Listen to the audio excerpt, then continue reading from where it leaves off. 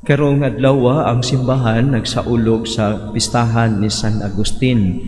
Ang ato usab nga simbahan konektado ngadto kang San Agustin. Kining atong simbahan dinhi sa Rigla, in fact ang evangelization sa Pilipinas dako og kahago ang mga Augustinian fathers. Si San Agustin natawo niya atong 354 AD. Unya nagdako siya, iyang inahan usa ka Kristiyana, si Santa Monica, apan ang iyang amahan usa ka pagano, si Patricius.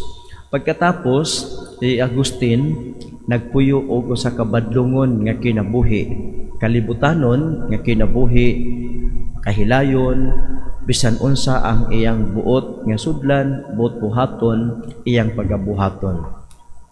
Nganong ingon ana, tungod kay deep within his heart adunay gipangandoy nga nangita siya og katagbawan sa iyang mga pangutana sa kinabuhi nga unsa man gyud tinuod nga kalipay.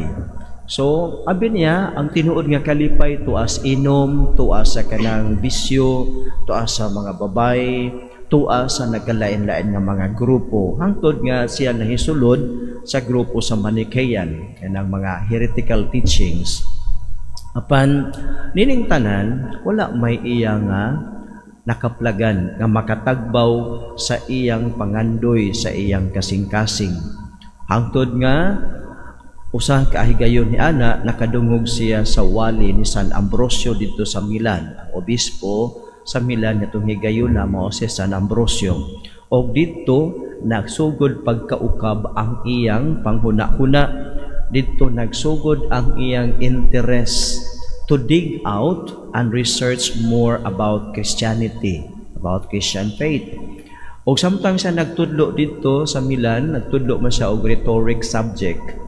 Dunay usa katingog nga iyang nadungog nga nag-ingon kaniya, kuhaa og basaha, kuhaa og basaha. Daw tingog sa usa ka bata, apan wala man siya nakita nga bata. Apan ang maong tingog gabalik-balik kay iyang madungog. Og nakita niya ang balaang kasulatan og dito iyang gikuha og iyang gibasa. Og nabasa niya dito sa sulat ni San Pablo sa taga-Roma nga nag-ingon nga ang atong kalipay wala diha sa mga kahilayan, sa mga kalibutanon nga mga butang, kundili anaa kang Kristo nga atong Ginoo. Og sugod ni adto ang iyang kinabuhi na ukab alang sa pagtuo. Busa ni adtong Easter Vigil dito sa Milan gibunyagan siya. Ang iyang edad 32 anyos na. So 32 years old he was baptized. Then later on he went home. Pagkatapos dito he was ordained as priest.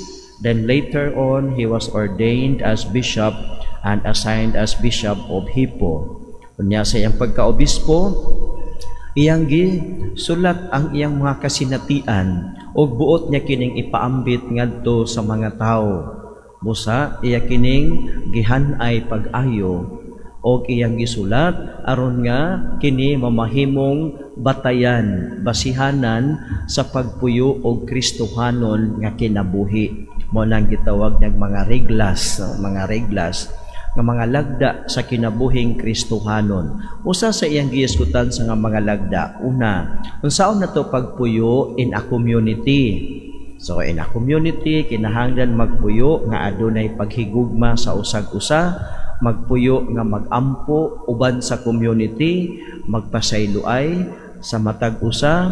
Unya in a community usa sa iyang giisgutan didto mao nga ang matag usa kinahanglan nagmukuan kanang ang imong mga possessions ba, ang imong mga butang igo-igo ra gyud sa imo, dili kay sobra-sobra sa imong panginahanglan. So kadumdum ko sa among life sa seminaryo sa una, naami annual inventory. Pila ka buok imong t-shirt, pila ka buok imong pantalon, pila ka buok i-accounted na nimo. Unya kahuman kung daghan ka ng mas sobra sa imong gikinahanglan, you can give it to others. Pananglitan ka ng nasunugan.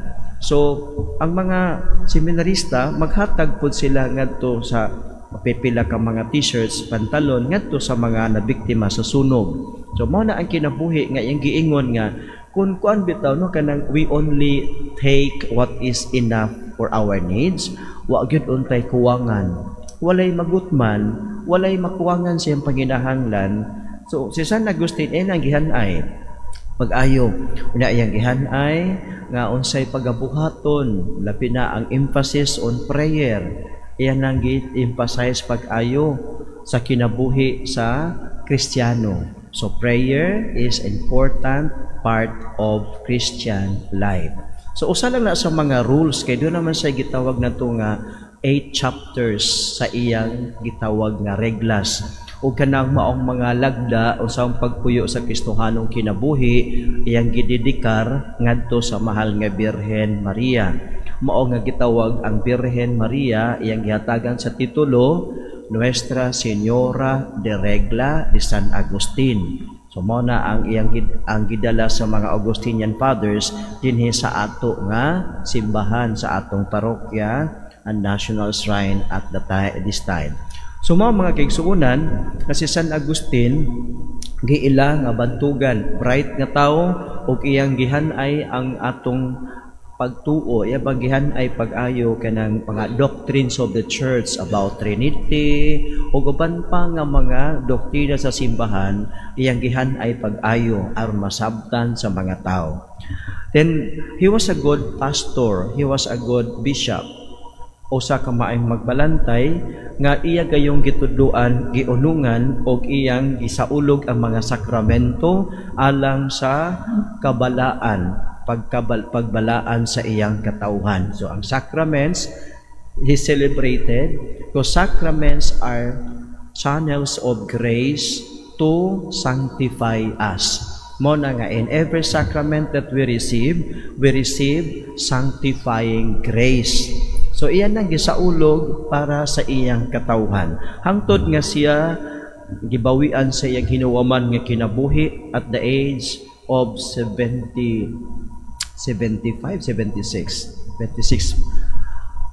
at the year 430. He died at 430 AD. So mga around 76 siya sa nining panahon na namatay. Nya sa iyang pagkamatay, ang iyang gisugdan wala mahunong, wala mamatay. Hinuon ang iyang gisugdan gipadayon una sa mga lay. Ang mga lay people ilan na gipadayon ang katong iyang gitudlo. Later on, nahimo na develop ang monastic community. Kanang monastic kanang mga monks nga mga Augustinians ilang gipadayon ang gitudlo ni San Agustin. Hangtod karon ang pamilyang Agustinians nagpadayon pag-serve sa atong simbahan. Dili lang sa Pilipinas kundi dito usab sa nagkalain-lain nga mga lugar sa tibuok kalibutan. So mga igsoon ang influensya ni San Agustin alang kanato is very important.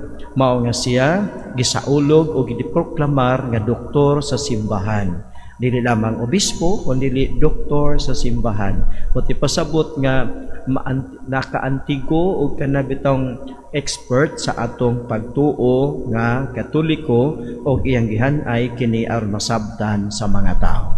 So mga igsuon, uban kang San Agustin mga muyo kita sa Ginoo sa mga grasya nga atong gikinahanglan. Sa manindog kitang tanan